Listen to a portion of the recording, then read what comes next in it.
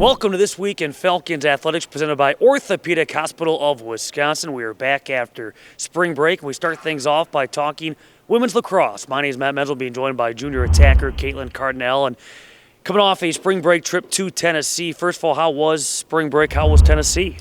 It was definitely better than here. It was like 50s the whole time, but there was a lot of wind, and it was rainy one of the days, so that kind of sucked. But we got a little bit of sun, so that's good. When you look at the trip, was it all business, or did you get some downtime and get to experience Tennessee a little bit?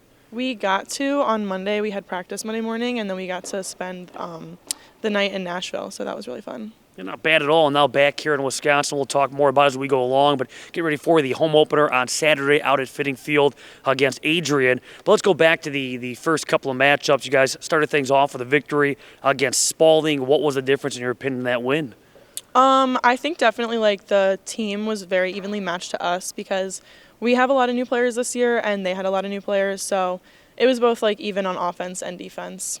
And you had a monster performance coming through with a total of 9 goals, second most in a game in program history, surpassed only by your 11-goal performance against Augustana last year. But what worked for you? 9 goals off 11 shots. I think just like knowing where to be on the offense, like when to cut, where to cut, and like just basic like lacrosse IQ, how to get open and stuff like that. And shortly after, named the NAC Offensive Player of the Week. What does that accolade mean to you?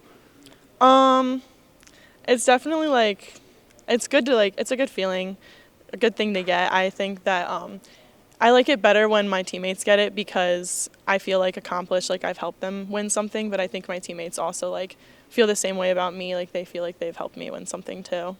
You talk about your teammates. How big was that trip to Tennessee and just building the chemistry? I know you got some of the hockey players back as well for the first time this season, so how big was that trip and just building the chemistry of this team? It definitely helped a lot. I like how our spring break is the first like week every single year because that's our biggest like chemistry building experience. So every single year we definitely get like a lot closer. Now, from a game standpoint, they're after a couple of tough losses since losing against Sewanee, against Carroll University as well back here in Wisconsin. I guess when you look at those couple of matchups, what do you feel is the difference? What can you guys get better at? Definitely like the level of competition. Sewanee was a really good team, and so is Carroll. I think that if we played them later in the season, it would definitely have been a better game, just having like more practice with our full team together. But I think it was definitely a good learning experience, especially having those like tougher teams in the beginning of the season so that we're ready for when we get to conference. Let me ask you, for you personally, what's the mindset coming into this year junior season? You go back 2023, you scored 46 times. Last year you scored 59 times. In both instances named a first-team all-conference selection. So what's the mindset now for year number 3? I think just kind of like keeping up like the hard work. I like aim to be better than myself like every single day and like improve every year. So I think just keeping that up. And you're a multi-sport athlete here at Concordia. Was that always the game plan to go field hockey and lacrosse? Sort of. So like in high school, I picked field hockey, but then when I toured here, I was told that I could play both. So then I decided that I was gonna play both in college. Yeah, I heard in high school you played 1 year of lacrosse. Yeah. So was it kind of like riding a bike when you got back here to the college level, picking the sport back up? Game sense, yes. I definitely put a lot of work in like my own time by myself in high school. But like it was kind of hard to like pick it back up like in a like game sense to be able to play that again. You wouldn't know it by looking at your stats, though, as we mentioned with the 46 goals your freshman year, 59 as a sophomore. Okay, let's look at the week ahead. We mentioned coming up on Saturday will be the home opener against Adrian, a former Midwest Women's Lacrosse Conference foe of the Falcons. They haven't played since 2012. It's a quality Adrian team. They play against MSOE on Friday prior to coming here to Fitting Field. I guess just the excitement. What's your thoughts, finally getting the opportunity to play that home opener here in 2025? I'm really excited about it, and I'm kind of excited that we're like getting our old conference back because we've added a few teams back to our conference that used to be in our conference, and that was when we were winning conference, so hopefully we can get that back too. Now that matchup against Adrian will start at 3 o'clock following a men's game against Carthage. Finally, when you look at the road ahead, for this team to be successful, what needs to happen? I think just a lot of like communication and like team building and chemistry and stuff, but I think we're definitely going to be able to build that really quickly. Well, Caitlin, thanks for your time. All the best to you and your teammates this season. Thank you for having me. Stay tuned for more of This Week in Falcons Athletics, presented by Orthopedic Hospital of Wisconsin. I can't imagine being any other profession than an orthopedic surgeon. We have the privilege and we have the responsibility to make people better. We've been fortunate enough to take care of professional athletes. We've also been fortunate enough to take care of our neighbors and friends who trust us to give them back their life. One of the main reasons I came here was because this is the way healthcare is meant to be delivered. Being devoted exclusively to orthopedic care means that we can focus on delivering specialized care for every patient. And that includes not only the surgeons and the physicians, but also anesthesia, controlling pain, the nurses, and the scrub techs, and everyone in recovery is dedicated to treating conditions that are very similar for people. Our tagline is an uncommon focus on you. We think the focus on the patient experience is what sets us apart. Before we make any process or clinical decision at the hospital, we start with the same question. Is this what's best for the patient? If we can't answer yes, we move on to the next idea. Our nurses provide care for no more than 3 patients per shift, whereas other facilities, they might provide care for 7 or even 8 patients per shift. We think this personalized care is what sets us apart from others. I think that dedication to our patients is our number one focus. And you can technically do a good operation, but if you're not centered on the patient, they're not necessarily going to have a great outcome. The Orthopedic Hospital of Wisconsin is physician-owned. It's physician-led. We have the responsibility to make the right decision for every patient. We also have the freedom to make the right decision for every patient. The physicians and staff collaborate through regular meetings, weekly and monthly, and with a relatively small team, we're able to change the way we do things if we need to tweak something to make it perfect. The facility specifically was designed so that quality could be measured and maintained and sustained.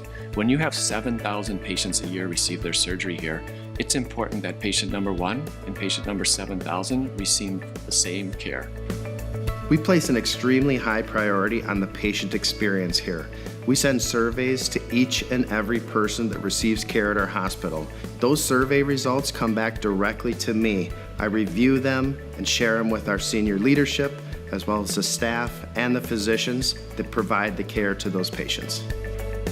There's almost 5,000 hospitals in the country that are measured. The Orthopedic Hospital of Wisconsin measures number 1, not number 2, not number 3, not runner-up, number 1 in patient satisfaction in the state of Wisconsin for the last 10 years running.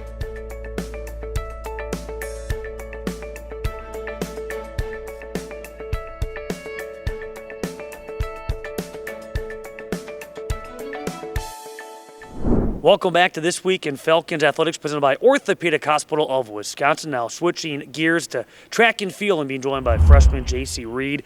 Talking about this being our first edition since spring break. You had a heck of a spring break. Went to Europe. Tell us about that trip. Yeah, I went to London and then Paris for a couple days to visit a friend that's studying abroad there this semester. So how far in advance did you plan out this trip? Not that far in advance. We flew standby, so it was kind of on a whim, random. Decided to go because we had time. It's pretty fun. So what was the best part of the trip? Seeing my friend. And now you're back here getting ready for the outdoor track and field season. We'll talk about that in a second. But on the indoor side of things, the NAC Indoor Track and Field Championships taking place on February 28th and the 1st of March. You took 3rd in the 60-meter dash, 4th in the 200-meter dash. Your thoughts on your performances those days? I felt pretty good about my performance. I mean, my goal was to PR in both events, and then I really wanted to make podium in the 60, and I completed both of those goals, so I was pretty happy about my performance. How about your thoughts on the way the team performed on the women's side, finishing in 3rd? That was pretty awesome. Everyone performed really well, a lot of PRs. Everyone did their job, and it was a good finish. Now, following the championships, you were named the freshman of the meet. That's a heck of an accomplishment. What did that honor mean to you? It was a pretty cool honor to achieve.